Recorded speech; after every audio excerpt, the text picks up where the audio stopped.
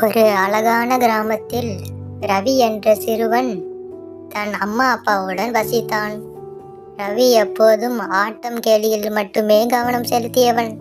பாடங்களையும் வேலைகளையும் சரியாக செய்யாமல் இருக்கும் பழக்கம் கொண்டான். இதனால் அவன் அப்பா குமார் சில நேரங்களில் கோபப்படுவார். ஆனால் அம்மா ஜானகி எப்போதும் ரவியை சுலபமாக கவனிப்பார்.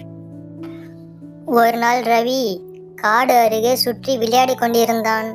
அப்போது அவன் பழைய விளக்கு ஒன்று கிடந்ததை கண்டான். அதனை எடுத்து கொண்டு தூசி துடைத்தான். அதிலிருந்து ஒரு பூதம் தோன்றியது. அந்த பூதம் ரவியிடம் சொன்னது, நான் உனக்காக 3 ஆசைகளை நிறைவேற்றப் போகிறேன். வேகமாக நீ சொல். ரவி தனது ஆசைகளை கூறுகிறான்.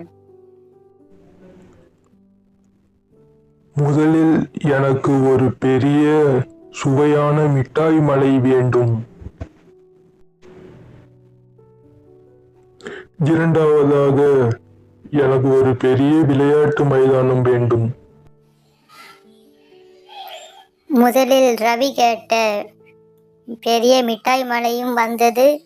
இரண்டாவதாக அவன் கேட்ட ஒரு பெரிய விளையாட்டு மைதானமும் வந்தது.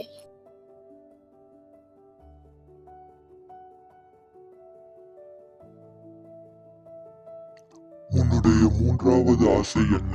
என்னிடம் சொல். அப்போது ரவி யோசித்தான். அப்பா தன் வீட்டில் கோபமாக இருப்பதும் அம்மா வேலைகளால் சோர்வாக இருப்பதும் அவனது மனதில் தோன்றியது.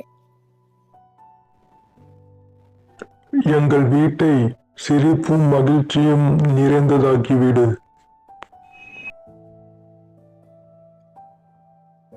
மகிழ்ச்சியை உருவாக்க எண்ணெய் தேவையில்லை. அது உன் செயல்களில் தான் இருக்கிறது. அடுத்த நாள் ரவி தன் அப்பாவுக்கு தோட்ட வேலை செய்ய உதவினான். அம்மாவுக்கு கூழ் தயாரிக்க உதவினான். அவன் எல்லா வேலைகளையும் செய்ததும் வீட்டில் சிரிப்பும் அமைதியும் வந்தது.